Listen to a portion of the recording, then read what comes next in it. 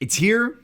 It's finally here. That thing that Nvidia teased at TwitchCon like almost a year ago now, RIP TwitchCon, where you could green screen yourself without needing a green screen and actually make it look good.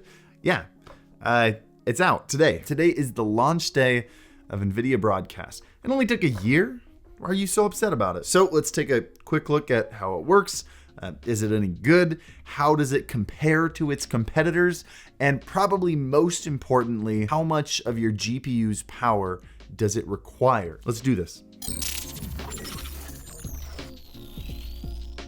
Before we get started, that was really loud. Streamers, did you know that this week StreamBeats added over 200 new copyright-free tracks for you to use while you're live streaming without worrying about DMCA strikes, or in your YouTube videos without worrying about getting demonetized? That means there are now over 500 safe tracks across 4 different genres for you to listen to on Spotify, Apple Music, Tidal, Google Play, whatever, all the streaming platforms. Or if you'd like, you can even download the uncompressed raw music files for free from the Alpha Gaming Discord. Link to that in the description below, so that way you can throw them on the back of your YouTube videos like we've done in like every single video for the last 5 months. And that's it. Enjoy them. They are free, they are safe, and they're pretty good. Links to the playlist in the description down below, or just search Harris Heller on whatever streaming platform you're on. And one more reminder when talking about Nvidia Broadcast, if you'd like to see it in action or have any questions about it, I do stream every Monday, Wednesday, Saturday on Twitch. Link to that in the description down below. Come hang out and ask some questions. Cool. Nvidia Broadcast. Let's take a look at this. It is a very simple app with 3 basic features. 2 of these are RTX voice, which blew people's minds a couple months ago. I'm sure you guys remember this video. Hey guys, welcome to Afternoon Coffee. Does this sound cool? Is this good audio quality? Let me enable the RTX filter again. Hold on here. All right, RTX coming on.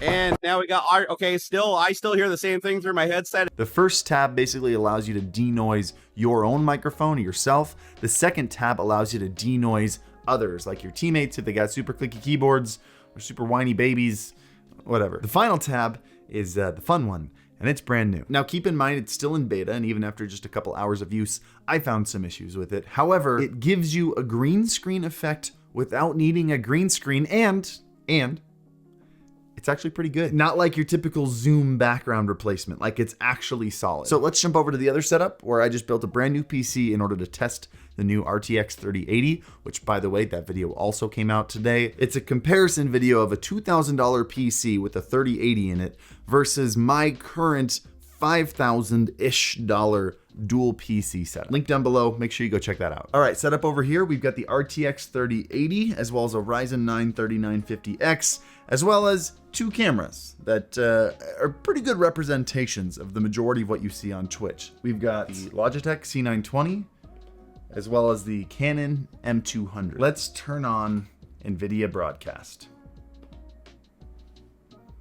It's pretty cool, huh? So this is what it looks like with the camera blown up full screen, full 1080p, and you can definitely see some imperfections, especially depending on the contrast between the foreground, which is me, and the chair, and the background. For example, we've got a black chair in front of a black bookshelf back there. And so when you try to crop it out, it has a hard time finding the dividing line, and it struggles a tiny bit. Also, the next most obvious place where it struggles is hair, and that's just bound to happen. But if we bring our screen down to what it would normally look like, green screen in front of gameplay, it's so small that you kind of can't really tell anymore. But let's switch RTX Broadcast over to the C920 and see how it looks on a normally $50 webcam. This is what it looks like on the most common entry-est level webcam, the Logitech C920. Here it is full screen.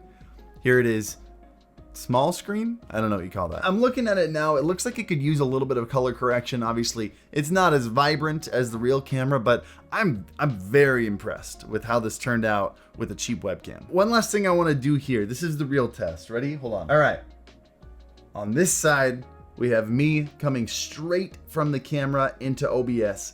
On this side, we have it captured with Nvidia Broadcast first, filtered through the software, and then fed into OBS. I just want to show how little of a difference there is between the picture quality of the two. They're both 1080p. There's very little difference in the colors. It looks like the one on the left, the Nvidia Broadcast one, has been lowered down to maybe 30 FPS, while you can see how much smoother the one on the right is. It's worth noting, I don't think it's a deal breaker, and it's definitely not a problem when I show you this next thing. Let's do the thing and let's open up Zoom. Backgrounds and filters. Are we on the right camera? No, we're on the webcam. What is this? Why is it smushing my head? Either way, I don't know why it's smushing my head. Also, I'm flipped. Mirror my video. There we go.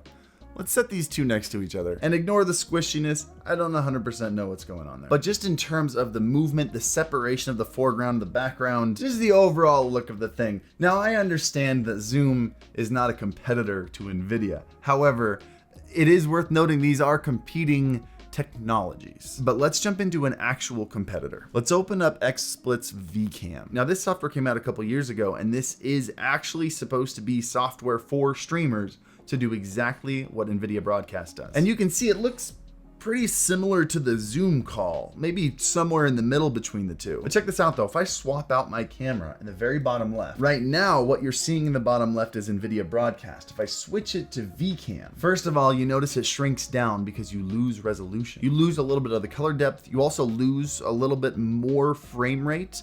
That seems to be a variable with this software. I tried it earlier and it was giving me like maybe 15 frames a second. But the biggest problem with this is you can see if I want to get rid of this little watermark up here, this software actually costs $40 or $6 a month. RTX Broadcast is free.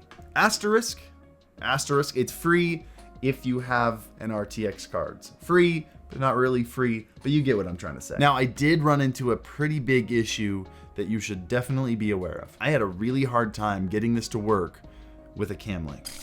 Future Harris here, real quick. I reached out to someone at Nvidia asking why the cam link had struggles. They informed me that version 1 of this software was targeted at what they called physical devices. So webcams, USB mics, speakers, and they're currently working on capture card optimization for the next version. So the fact that the HD60 Pro and the S worked as well as they did was impressive, and this probably also explained why we dropped some frames when using the camera while we didn't drop any using the webcam. So hopefully with version 2 or whatever future version has capture card optimization built in, we should be able to see this software with 0 dropped frames at all using your camera. Anyway, back to you, yesterday's Harris. Yeah, so earlier in the video during the test, I was actually using the HD60 Pro to capture my camera, which did something really cool. There are 3 capture cards by Elgato, as far as I know, that allow you to open the image in multiple apps at the same time. That means you can not only access the capture card in Nvidia Broadcast, as you can see right here, but you can also access it separately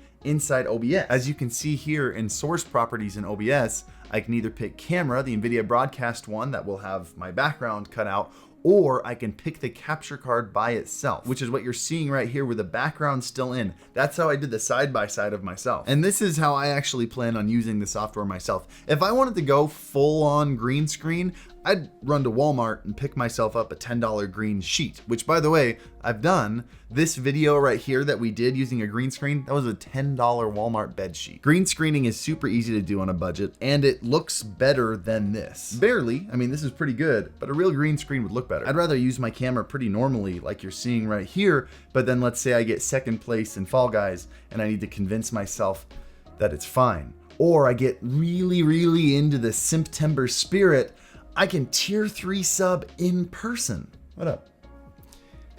It's pretty magical. But let's do one more important thing real quick. Let's test and see how much of the GPU this requires in order for it to run. So let's pull up NZXT Cam over here and just take a look at the processes here. You can see OBS is using about 12 to 13% of the GPU. I am encoding with NVENC right now. However, Nvidia Broadcast and Virtual Camera combined usually sits at 3% and jumps up to 4% here and there.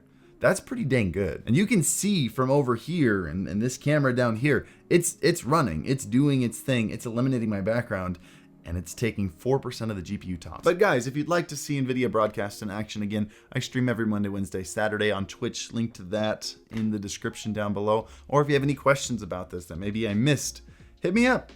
Pop in during just chatting. It's always a good time. And as always, happy streaming. Unavoidable. Nice. Enemy spotted. Stand down. Oh. One enemy remaining. Nice. Nice round, Harris. Three down. Ooh. Okay.